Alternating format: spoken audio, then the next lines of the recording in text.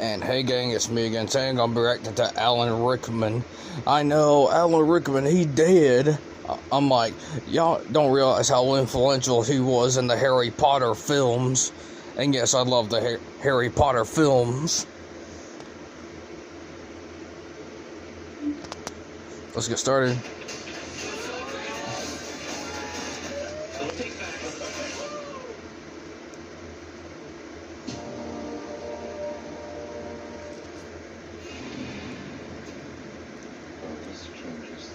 Whether playing a villain or a good guy, he was always a welcome screen presence. Godspeed to the year after Alan Rickman.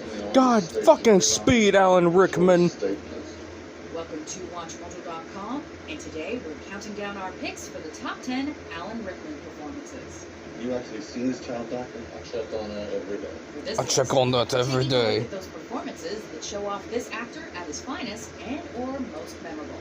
Though Alan Rickman also tried his hand at directing, we're focusing on his performances in front of the camera here. Number 10, Judge Turpin, Sweeney Todd, the Demon Barber of Fleet Street. May the Lord have mercy upon your soul. I guess so. Bring one of the bloodier musicals in existence to life, Tim Burton cast some of his favorites. Today, Mr. Todd? Seamlessly joining Johnny Depp and Helena Bonham Carter is Alan Rickman as the absolute villain in a world of wrongdoers.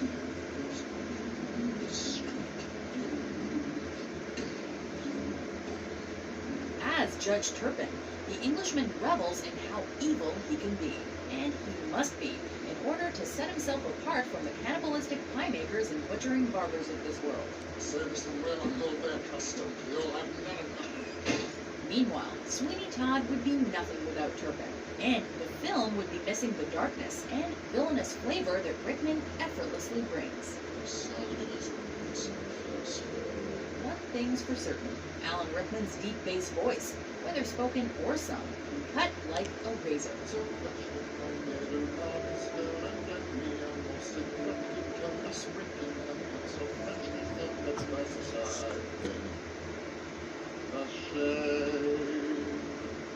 Number 9, Marvin the Paranoid Android, the Hitchhiker's Guide to the Galaxy. I've been talking to the ship's computer.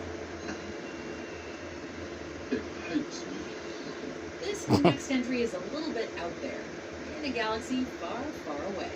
The film may be hard to grasp for those of us who haven't binged on the Douglas Adams sci-fi series that inspired it. I have an exceptionally large mind. But even so, Love. Paranoid Android with GPP, genuine people personality technology, I'm a personality prototype. is definitely someone we've all known at some time or another. Incredible. It's even worse than I thought it would be. Called a terminal kvetcher by Roger Ebert, this manically depressed robot was brought to life by Rickman in a deadpan fashion that he absolutely mastered. And you ought to know I'm feeling very depressed. One thing to remember if you ever cross paths with this android, though, you may not want to talk to Marvin about life. That's life. Don't talk to me. Number 8, Harry, Love Actually. Some shopping, never an easy or pleasant time. Rickman's character isn't exactly a villain in this rom-com, but we still don't really like him. Right, the Christmas party, not my favourite night of the year, and you're unjoined. However, thanks to Rickman's skill, we can empathize with Harry's choices regardless. Thank you very much, Sam. Love Actually boasts a star-studded cast with colliding plots. It also sees the reunion of frequent co-stars Rickman and Emma Thompson, in a story where they really had to act like they had no on-screen chemistry whatsoever. Would you stay, knowing life would always be a little bit worse? Or would you cut me out? Good.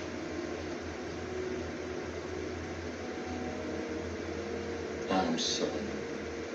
Though he seems too nice to play a cheating husband going for a younger woman, Rickman manages to bring an aloof quality to Harry, breaking our hearts as his wife gets wise. Any chance of a dance with the boss? Yeah, sure. Probably your boyfriend doesn't mind. In that scene Is where your Rickman boyfriend finds the over there necklace from don't Rowan mind? Atkinson, nail-biting and unforgettable. I'm going to have it in a Christmas box. But I don't want a Christmas box. Number 7. It's a present, Alan. Truly, madly, deeply. I've read to see Alan Rickman sing and recite Spanish poetry, this is the film for you. Hacia donde tú duermes. When Rickman's character, the cellist Jamie, dies, his girlfriend, Juliet Stevenson's Nina, is inconsolable. So Jamie returns as a ghost to liven up Nina's world once more.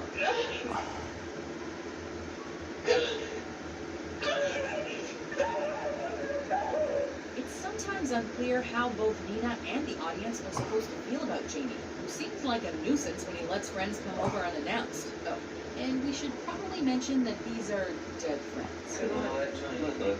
When his hidden agenda for his loutish behavior is revealed, however, it's truly heartbreaking. Number 6, Metatron, Dogma. There's no movie about it. It's not working that, is it? So there's a movie where Jay and Silent Bob are prophets who have to stop two angels from exploiting a loophole in Catholicism. Jesus Christ.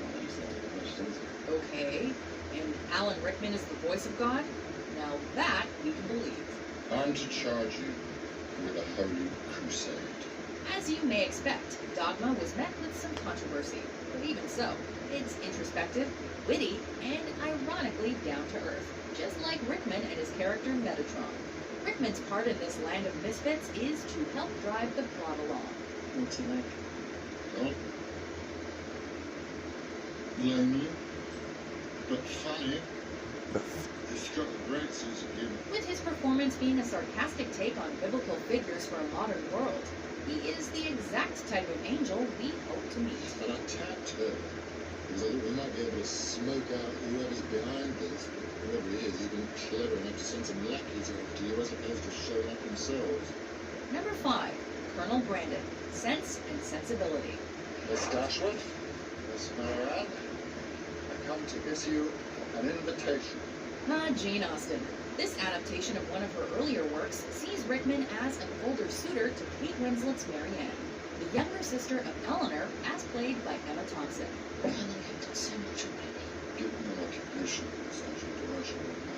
The sisters and their mother, in typical Austen fashion, are at a disadvantage financially, and therefore their marriage prospects are limited until they look in the right direction.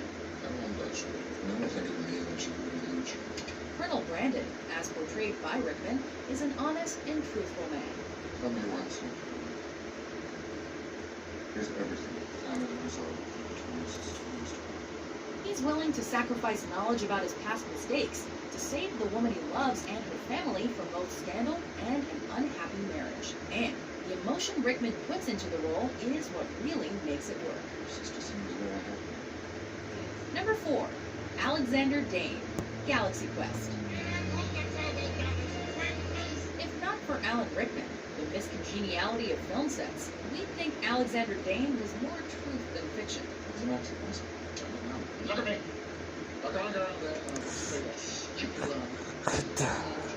His is the story of an actor torn from his admirable roots on the Shakespearean stage to be stuck forever in a purgatory where he must repeat his one famed television line over and over again. You shall be avenged. Galaxy Quest sees a star-studded cast portray actors enlisted by a group of aliens to save their race from impending doom. But Rickman plays Dane as frenzied, morose, and just plain cranky. You will go out there. I won't. And nothing you say will make me the shelter.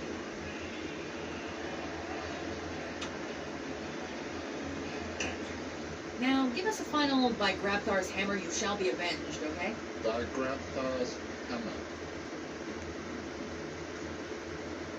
What a savings. Close enough, Alan. Number 3, George, Sheriff of Nottingham. Robin Hood, Prince of Thieves. Robin Hood steals money from my pocket, forcing me to hurt the public. Put away all utensils, especially the spoons. Probably the least critically acclaimed film on this list, but one of the most beloved by audiences. Robin Hood, Prince of Thieves is our guilty pleasure. And Alan Rickman lies at the heart of how awesome it is. Cut your heart out with a spoon. The story of Robin Hood would be incomplete without the government official who thwarts him at every turn. And here, The sheriff has the added aspirations of becoming king and replacing Richard the Lionheart. The movie has a weird blend of gore and darkness, but we can't help but be captivated by the high-energy, hysterically evil Alan Rickman as the baddest villain who isn't afraid of taking names and ruining holidays. And call off Christmas. Number 2, Hans Gruber, Die Hard. You really think you have a chance against us, Mr. Cowboy? Not only is Hans Gruber Rickman's best villain, Die Hard. he's one of the best villains ever. You think you're a good chance, cowboy? Gruber is a terrorist with a brain, an accent, and a plan. Shoot the glass. Though he doesn't actually wear any, Bruce Willis fills the shoes of Gruber's nemesis, John McClane. And his chemistry with Rickman is especially remarkable, considering they spend almost none of the movie face-to-face. Attention, cowboy, attention. This casting was a risky move, since Willis was known more for comedy, and Rickman had only done TV at the time. You went the hard way. Lucky for them, and for us, Rickman's quintessential portrayal of the foreign baddie made Die Hard the holiday movie we'll never stop quoting. Happy trails. Happy trails, Hans. Before we unveil our number 1 pick, here are some honorable mentions. You didn't know what to do. I can't help you if you don't even know you are in a stupid day.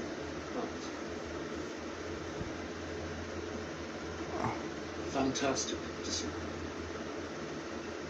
And I would start by saying, since you weren't able to make the meeting on Saturday, that you have done fantastic. The great gift in the world is love. Only through love can we enter the gates of heaven, you understand? But pride is a sin, and you are so full of pride. First step is to see if we can pay the blue baby condition in a dog, and then come up with a plan to solve it. I want it to go to the country and to the world. It is this. Number 1, Severus Snape, the Harry Potter franchise. I knew it. I can teach you how to bewitch the mind and snare the senses. While the Harry Potter movies were spectacularly cast across the board, the standout was Rickman as Snape, a misunderstood figure caught between the dark and the light. Vengeance is I give up the kitchen. Rickman plays the character with emotion and depth, and is considered the villain for the majority of the series. My father was a great man. Your father was a swine. Combining his skill as a bad guy and his reputation as one of the nicest actors around, Rickman was able to deliberately and subtly conceal the true feelings of his character, which made him perfect to play one of the most tragic figures of the millennial generation. You come to my life so you can die at that proper moment.